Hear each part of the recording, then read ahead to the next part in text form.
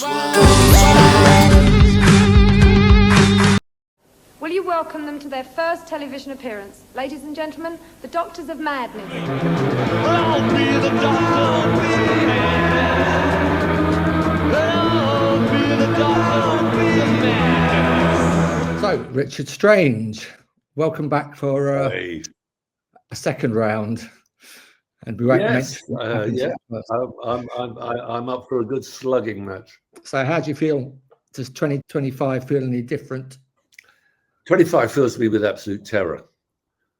I mean, because now what we were dreading, or I was dreading in 24, is about to become a reality with President Musk and Vice President Trump, you know, and the sinister uses to which social media is being put and is being weaponized. But I mean, that was bound to happen, wasn't it? It was bound to happen, of course, like the pen and ink were bound to be weaponized eventually. And people have become so disinterested in evidence-based information and so happy to swallow conspiracy theories and opinions from Fred down the saloon bar. I was going to say, don't you think it's becoming a little bit difficult to tell what's going on anymore? It's becoming more and more confusing. It is, yeah, and that's part of the weaponization. The weaponization was not only to push an opinion, but to get us to distrust evidence. And it does terrify me. And I don't really see any immediate way back from it. Things like the situation in Ukraine and Russia, the establishment view is that Russia just attacked out of the blue and there was no backstory. But like with everything, there is a backstory to it. Of course, yeah. And the situation at the moment with the Western alliance offering, crossing red lines that Putin has long established to do with whether to use long-range weapons, stuff like that. I mean, whether you think that he's a madman, if you think he's a mad, crazy guy that will backed into a corner will respond in a horrible way, then surely it's better not to provoke. Or the other side of it is that they're saying he's only bluffing. The alternative is what we used to call appeasement, you know. And okay, is it our battle at all? Maybe not. If it were Poland, if it were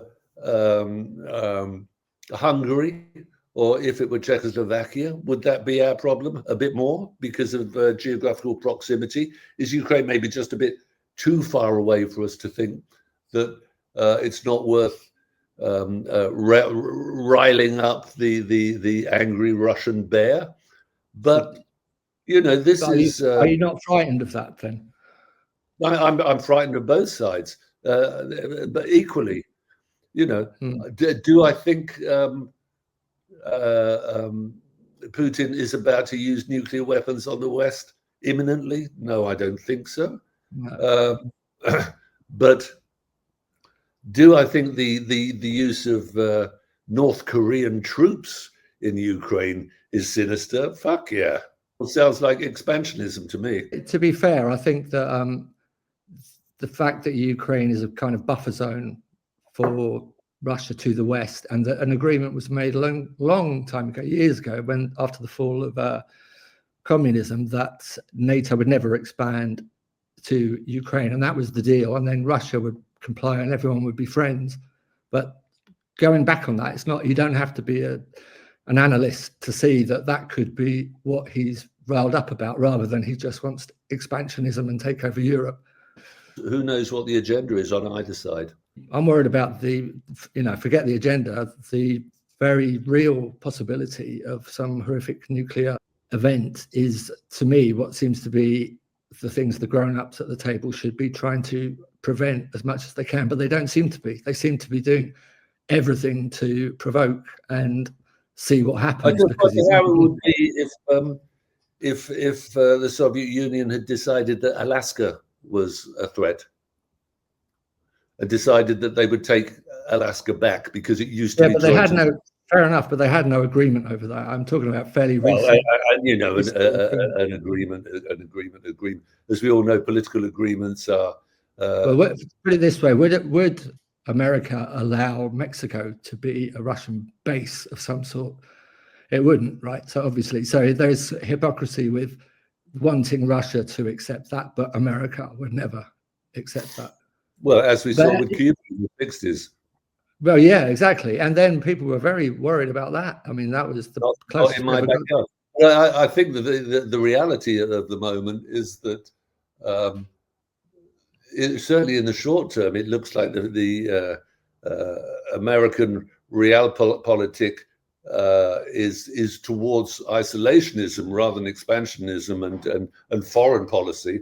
In this charade that we've just had of an American election campaign, I don't remember anything serious being said about foreign policy.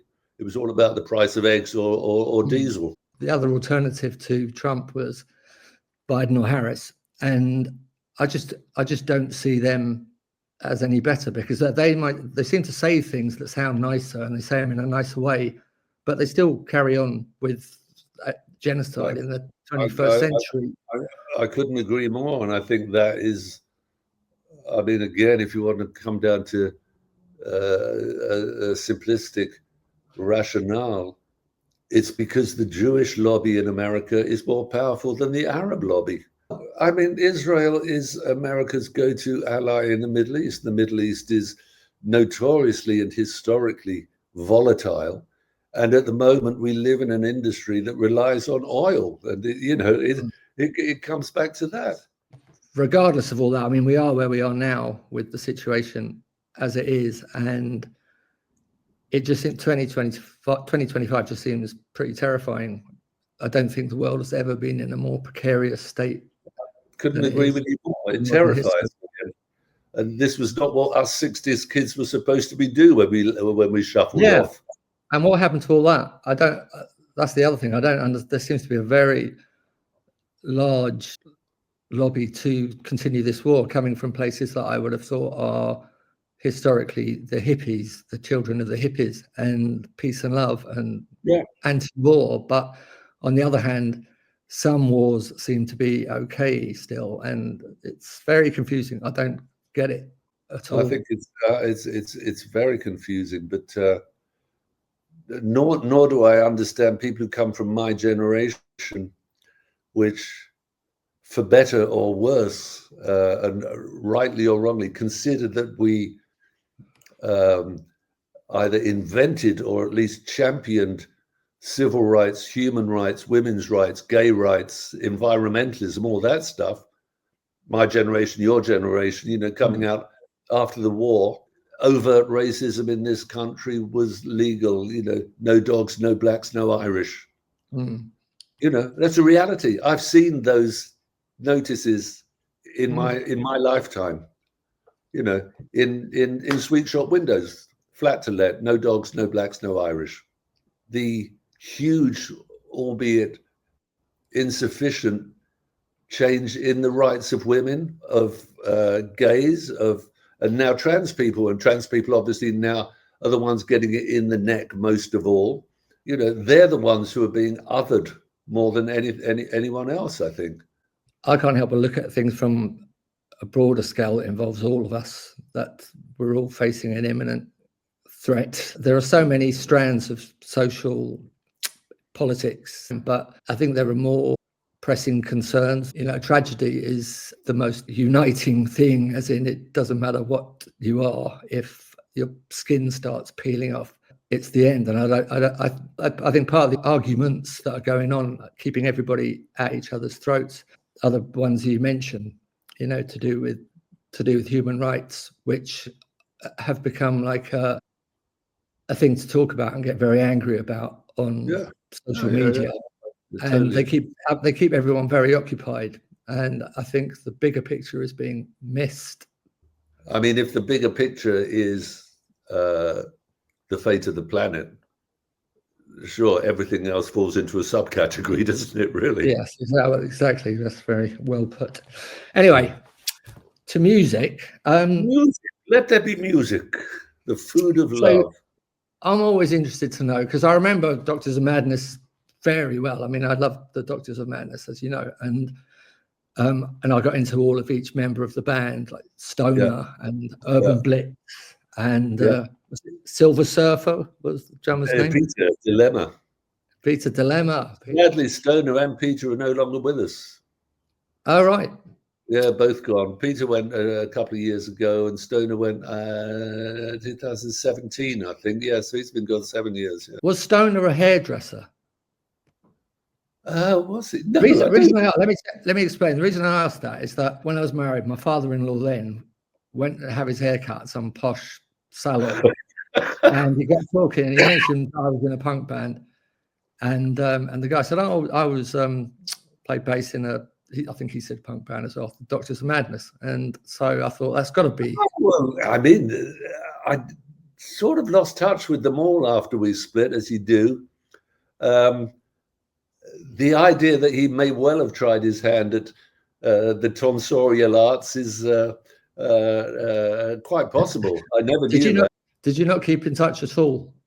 Not really. I mean, we got together again. I put together a show in 2017. Sorry, 2014. Yeah, it's 10 years ago, I think. I'd always loved William Burroughs. William Burroughs had been a huge influence on me as a kid, as a writer, as an artist, and as a person. And I think 2014 was the centenary of William Burroughs' birth. He was born in 1914 in St. Louis.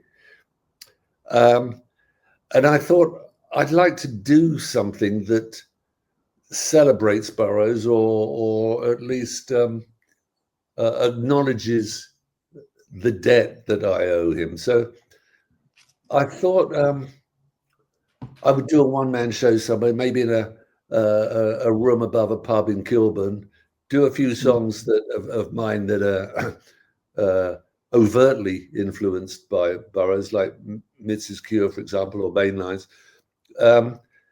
Show some film clips, talk about Burroughs, maybe do some readings, and that would be it. But then I thought, that's a bit tame. Anyone could do that. And then I got thinking, and I was chatting to a colleague of mine when I was teaching, and I said to her, you know what I'd really like to do is to write an opera that references William Burroughs. I said, well, I'd like to use some of Burroughs's original text, but to add mine to move the story along, to move the narrative along. And she said, and if you could work with any composer, who would it be? I said, Gavin Bryars. And she said, he's my next door neighbor. And I just did the classic elevator pitch. So they're having a cup of coffee, and I said, William Burroughs. He said, yeah, I love Burroughs. I said, would you consider writing an opera with me? He said, I honestly haven't got time to do an opera. He said, maybe we could do a cantata, like a short opera, 20 minutes. And I thought, well, that's a lot better than nothing.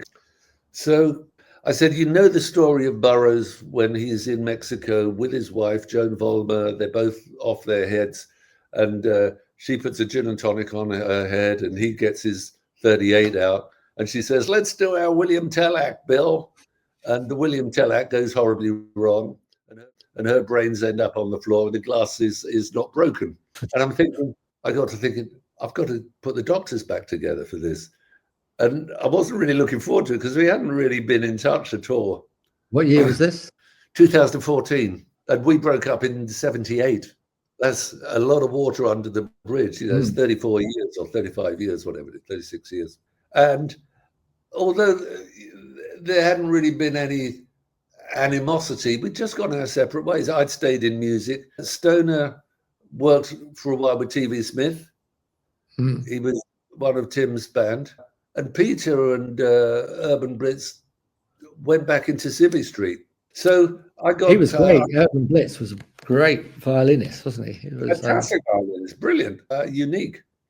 And anyway, I got to thinking about this. I thought, I've got to phone them. I've got to at least dangle the possibility that we get together for one night. And they agreed to do it, I was glad to say. And then I was scratching around trying to raise money for this event, of course, as you always are. And one lifelong fan that I knew would be generous is a guy called Joe Elliott from Def Leppard. Joe was the #1 Doctors fan in the North. Whenever we played Doncaster, Sheffield, Leeds, Huddersfield, wherever, Joe would be there. It's funny how those connections are made, isn't it, with bands that you really wouldn't expect. You know, absolutely. I was in touch with him because he'd written to me in the past saying he'd been a fan, and I said, "Would you consider putting in a couple of £1,000 to help me put this on?" He said, "Sure." And then almost as a PS, he said, "But only if I can sing Suicide City with you," which he did.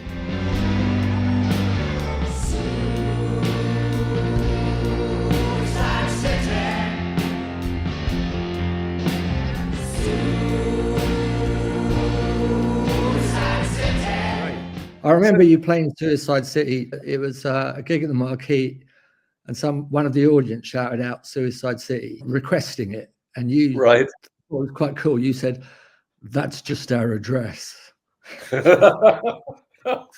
When I started Cabaret Futura after I finished with Doctors of Madness. Oh yeah, I remember now. I did a club in Soho called Cabaret Futura, which was a mixed media club, which is something I've always been interested in. That was 1980. And synth stuff was just coming in, post-punk, that stuff. And Mark was one of the first people who sent me a cassette looking for a gig. And funny enough, it was the same night that Shane McGowan sent me a tape saying, "I want to sing Irish rebel songs, man. I've been in a punk band called the Nipple Erectors. Now I want to sing Irish rebel songs." So that night, Soft Cell and the Pogues both played for 15 quid each at the Cabaret Futura. Well, that must have been a gig. That was a gig. Yeah, that was a gig and a half. In those days, people had just started going out again. It was a bit dressy. I was never really part of the glitzy thing. It was never just about the dressing up. But 2 or 3 things happened simultaneously in popular culture that made these things attractive. The first one was video had become affordable, and everyone was making videos, so we could show videos there the whole time. Second one, alternative comedy had just been given a bit of a shop window on Channel 4, which has also just started. So there were all these wannabe comedians who needed a gig. There was loads, wasn't there? There was loads around at the time. Yeah. So, Keith Allen, Alexi Sale, all that mob. There doesn't seem to be that sort of scene anymore, does there, for comedians? Well, is there? Well, I don't know. I've not heard of it. I think what happened was it became the new rock and roll for a while. And then, as is the way with fashion's changed. And then I think after that, it became art. Everyone wanted to be Damien Hirst or Tracy Emin. And that was the gig. Suddenly, comedy seemed like it was full up. And so then Ben Elton went on to win and become the establishment sort of absolutely. Ben Elton was working for Sky, he was working for Murdoch. Crazy, isn't it? Anyway, so about back to Doctors of Madness when you first broke on the scene. How was the industry reaction to you, as in the other bands? Well, we arrived at a very specific time in the evolution of rock and roll. For your listeners and viewers who don't know us or don't know much about us, we formed in 1974, and we got, as we used to say, discovered in 1975. So just to contextualize that historically, Bowie, Roxy Music, T-Rex had happened, but the Sex Pistols, the Clash, the Damned, the X-Ray Specs hadn't happened. Eater hadn't happened. And so, and hence the missing link between David Bowie and the Sex Pistols. Because, even back then, 1975, I knew the sort of music that we wanted to do. It wasn't glam rock. It certainly wasn't prog rock. I wasn't good enough as a musician to play prog rock. So, I was very specific when I was putting the band together, what I wanted. I knew it had to be my material because I couldn't play anyone else's and wasn't really interested. Same here. Also, I wanted it to be antagonistic. I wanted it to be high energy. I wanted it to be lyric driven. What was the first song? The first song we wrote was Doctors of Madness. I knew you'd say that.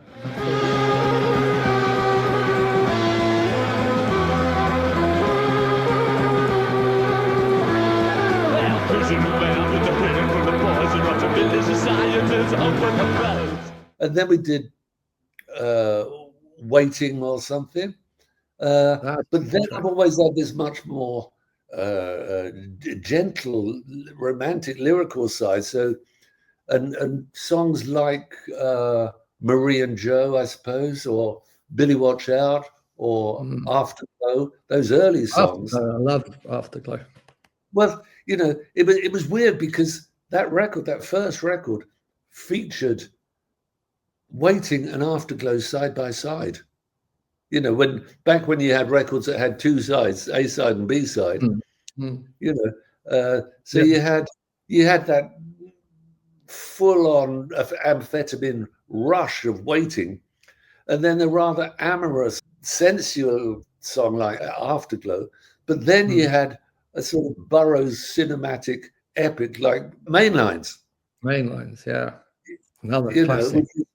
18 minutes long, going into really dark territory, urban life as we saw it, about drugs, about propaganda, about control systems. I listen back to my own lyrics. I still sometimes think, I don't know what I meant by that. I think maybe it sounded good, or you maybe find this with stuff that you've written, that it's only sometimes later that you realize what you were on about. And sometimes it can be quite prophetic. Like prophecy, yeah. Yeah. It's very strange how that works. That was the first time I saw you, was on tour. Was it? Yeah. Where did you see it? That was about 74, 75, yeah, was it? Yeah. And where was that was because I used to see Bebop Deluxe a lot, because I really liked them, and they'd have different bands supporting them at different gigs. But then and they were all pretty shitty, the bands they had. But then you became my favorite band. How was that tour like for you? What was it like working with Bill Nelson? It was an eye-opener. It was the first tour we'd ever done. We got signed in '75. Our managers got us a record deal with Polydor Phonogram, put us into a rehearsal room for 6 weeks and said, work on your show, find out who you are, write songs. It was like, what are you? What makes you different? Why would anyone want to come and see you? What do you do on stage? What's your message, if you like? So we worked on that. We sort of knew anyway, but it just gave us a bit of breathing space to. But was it fun doing that tour? Was that something you remember as a good time? It was great because we were playing places that we'd only ever read about. Manchester Free Trade Hall, Bristol Colston Hall, Glasgow Apollo, wherever we went, Birmingham City Hall, wherever we went. What was the London date?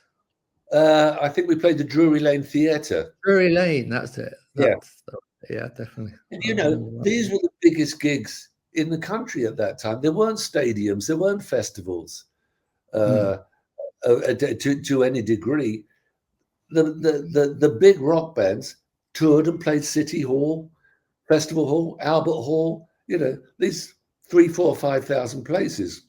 And there we were, little Doctors of Madness were playing these places all over the country, and every time we went on, half the audience hated us and the other half were intrigued and stayed. Yeah. And that other half that other half that stayed were your half who went on and formed punk bands. You know, it was the Damned, the Adverts, it was Jobson, it was Jim Kerr with Simple Minds. I spoke to Richard Jobson the other day, and he saw you on that same Bebop Deluxe tour, and he said, but he'd only gone to see you, but his mate had gone to Stu had gone to see Bebop Deluxe, and so yeah, he was. I think a lot of people, a lot of my peers, you know, from punk bands, cite the Doctors as, you know, they were into them before this all happened. Jim Kerr and Charlie Birchall, to Simple Minds, they went to see us at the Maniki Ballroom in Falkirk, missed the last bus home, and walking back, they said, "We've got to form a band." Yeah, Joy Division supported us in Manchester. Jobson supported us. Simple Minds supported us. X-Ray Specs, Penetration, the Adverts. You know, all those bands supported us because we were the only band. The Pistols supported us. We were the only band that would even contemplate having them on the bill with us. I think one of the reasons that Doctors of Madness made it all more accessible was the fact that the music press was always slagging you off as not being proper band. Oh, they hated this band. And I thought, well, that's good then, because they're great. And if that's, you don't need to be a, you know, Steve Hilly. We came in that weird little black hole between punk rock and glam rock, and between prog rock and glam rock and punk rock. And you could say maybe Mott the Hoople were there somewhere. Maybe what's his name? Steve Harley, Cockney Rebel, were in there somewhere. Yeah. But is that weird sort of? But the rest of the time, when we were starting up, every other band starting up was a pub rock band doing R&B, old style R&B. You know, Chuck Berry or you know. Well, I went to see the 101ers, Joe Strummer's first band, and they were so boring. I thought, and that was I thought they epitomised that pub rock boring shit that was going on. And I was really surprised to see him transform. And that never interested me, you know. And all those bands that were playing then, Dr. Feelgood, Ducks Deluxe, 9 Below Zero, you know, all these names, they just didn't interest me. That music didn't interest me. You know, I had blue hair, I was Kid Strange, and I was saying, "This is the place the rats come to die."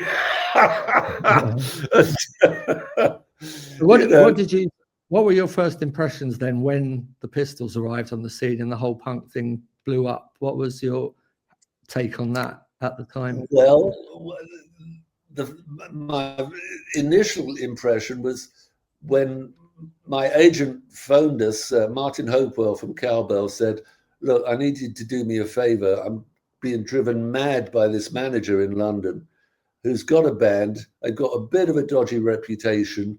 He wants to get them signed. He wants to get them gigging, but he doesn't want them seen in London. Can they support you in Middlesbrough?" We were doing a gig at Middlesbrough. And it was the Pistols. It was Malcolm and the Pistols. And I said, well, I sort of understood that they were where we had been.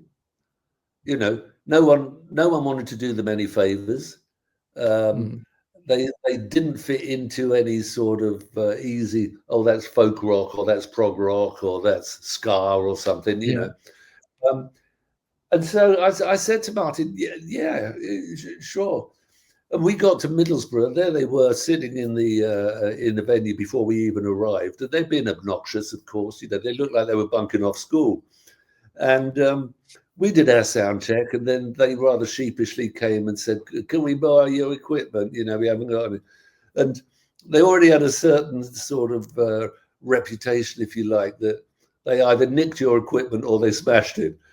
Do you remember their sound man, Dave Goodman? He produced Boss. Because he went on to manage and produce us. Wasn't he something to do with the Rock Garden in Covent Garden? Possibly. I don't know where he was working before I met him. But maybe I met him there once, maybe. But yeah, I remember that Dave Boss Goodman. Yes. But he would often tell us about tales of the Pistols nicking other people's stuff and breaking things. And well, I mean, it was funny because it wasn't funny at the time, but I watched them do the sound check and didn't think a lot of it. But then the doors opened; they were sort of hardly had time to come off and come back on again to do their show. And I remember unusually a lot of the fans coming in for us, and we were getting 600, 800 people a night back then. A lot of them stayed in the hall to watch the support band, and some of them were just experimenting with the early stages of punk rock fashion, like a torn t-shirt or a safety pin or a bit of hand painted slogan or something. And it was all a bit confused, because some of them had long hair and some had. Yeah. Then the sound check stopped and they started playing, and I thought it's over for me. Someone's just moved the goalposts.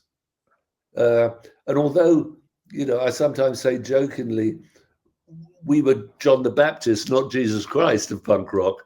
We were there to bear witness to the light, but we were not the light, as it says in the Bible. And I thought, fuck, I'm 24 years old, and my career has just hit the buffers because someone's just moved the goalposts.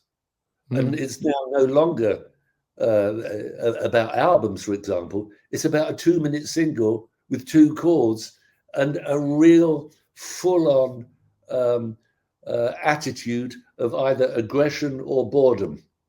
And I was neither bored nor particularly aggressive, So I thought, that's it. And that was 1976. So we did 2 more albums. But by then, Polydor, of course, like any record company, were a bit embarrassed by us because everyone else was signing the Clash or the Damned or the Pistols. And so the Polydor signed the Jam and Susie and the Banshees. And they got all the attention. Yes. And we were like a bad smell lingering around the record company. I mean, I could, being a Doctors of Madness fan, by the time, that's why I didn't quite remember the 3rd album, because by then I was involved in all of that punk thing that was going on, and I wasn't so much embarrassed about any of the bands that I liked before. I still, to this day, still love all of the bands that I loved, but there did feel like a change somehow. That stepping stone that was the Doctors of Madness hadn't become obsolete, but there was a strange.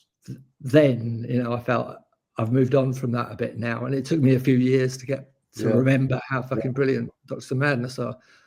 And that was like that with a lot of bands. I kind of shelved for a while because I thought this revolution would, make everything. I'm exactly the same with music that I have loved.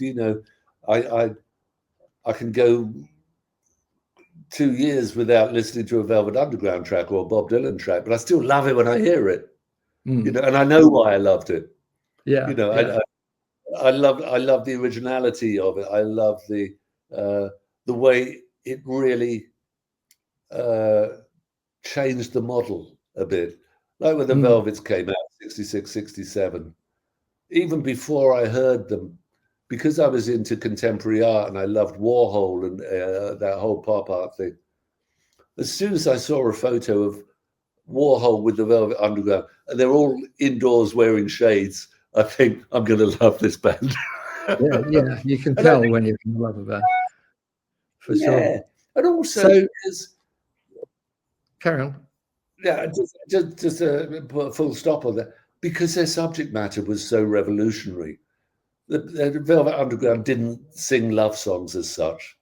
They sang about waiting for the man. They sang about heroin. They sang about sadomasochism or whatever. And it was this weird sort of coming together of a very literate and attitude-rich Lou Reed with a very musical savvy, avant-garde musical savvy John Cale, and a German fashion model. You just think, what the fuck? Yeah, there was a shock value about listening to the Velvet Underground and bands like that. I would always base it on if my parents were pissed off that I was listening to songs about heroin or overdoses. That's what rock and roll is supposed to do. Is Yeah. to piss parents off, right? Yeah, but these days it seems difficult to piss parents off because a lot of the parents were I into. despair of these kids. What can you do? What can you do? Why are you wearing your hair like that in a normal fashion? Yeah. Now I suppose the rebellion is to start conforming again. But the weird thing is when you walk down Oxford Street or somewhere, you're not really aware of subcultures anymore, like you used to be 30 years ago. You know, you'd have skinheads, you'd have new romantics, you'd have ska kids, you'd have teddy boys, you'd have punk rockers, and you know, you'd have mods or whatever. And now everyone just wears leisure wear. If you got a light, I should have said this ages ago, but just for the last little few minutes, is there an extra light? I should have said that at the beginning. But anyway, so with the anarchy thing, right? When people, because when that was mentioned to me that punk rock means anarchy and blah blah blah, I had no idea what anarchy meant. I didn't even know how to pronounce the word, and that didn't excite me at all. But I'd noticed a lot of the adults quite excited about this concept. Did you just think that was a joke as well? Because I eventually came to the conclusion that was not really part of it at all. It was just a slogan to be kind of confrontational. I mean, did that appeal to you, that side of it? There's energy and there's high energy. Now, we played some high energy songs. I think Waiting, for example, was probably faster than anyone played rock and roll before the Ramones came along. You know, that was like 1, 2, 3, 4, you know, tapping my feet on Main Street, whatever. People didn't play that sort of music. You know, it was like, what is this? This is not Pink Floyd, or it's not Genesis, or it's not, you know, even Bowie didn't do that. The Adverts didn't do that. There was a kind of pseudo-intellectualism to the dumbness of it all, though, wasn't there? Well, there was a pseudo-intellectualism to the dumbness of it in this country. Punk rock was sold on being stupid and bored here. Whereas in America, punk rock was David Byrne, Blondie, Richard Hell, Patti Smith, Tom Verlaine, you know, college kids who'd read books. Out of the two, if you had to say which define, because there's this big argument that's always going on, like who started punk rock, what would you say about that? I wouldn't really care. I think probably I think chronologically you could say that Richard Hell, I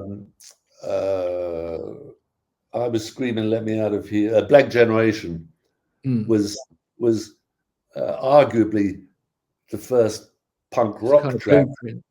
And also Richard Hell looked like a punk, you know, torn t-shirt, safety pins and stuff.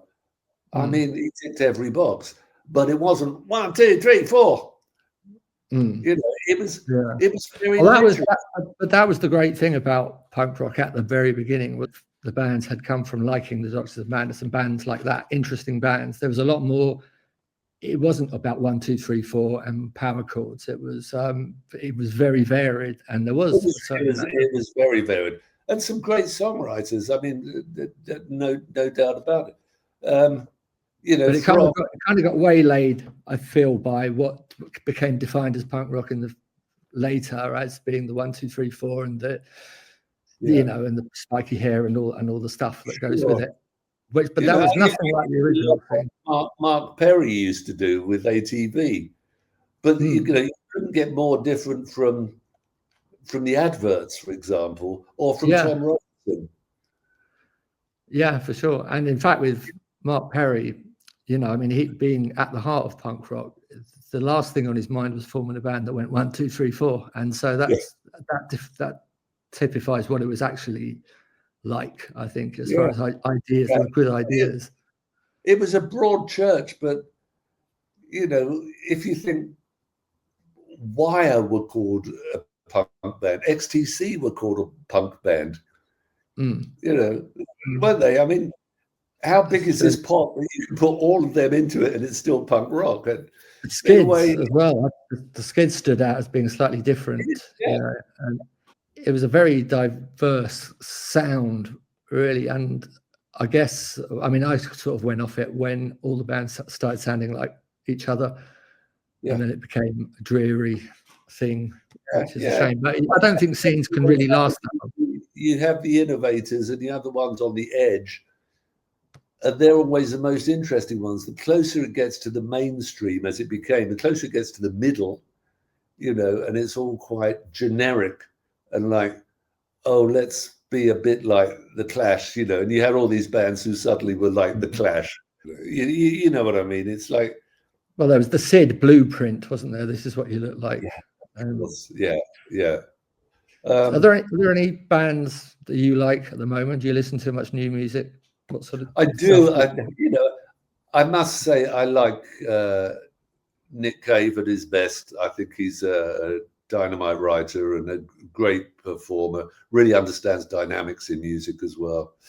I love TV Smith. I'm going to go and see TV Smith tomorrow at the 100 Club. I think I will. I think he's a brilliant songwriter. I think he still walks the walk and talks the talk. He plays 250 gigs a year with his. I liked the Explorers. I got into his band after the Adverts. They were a good band. Yeah. I thought he was one of the good writers out of that period. He is I think he's a great writer. I like Ed Harcourt very much as a writer and as a performer. Yeah, I go and see bands, and the Band of Holy Joy, Johnny Brown. I think they're brilliant. Johnny is a poet, and he's been doing it for 30 years, and he never falls into a single box. He keeps pushing himself to satisfy himself, not to chase a market, not to try and attach himself to a trend or something. He just makes the music and songs that he loves. Yeah, and that's the way to be, I think. So just to bring us up to date with what you're doing, you've got a play opening. I've got a play called Black Square, which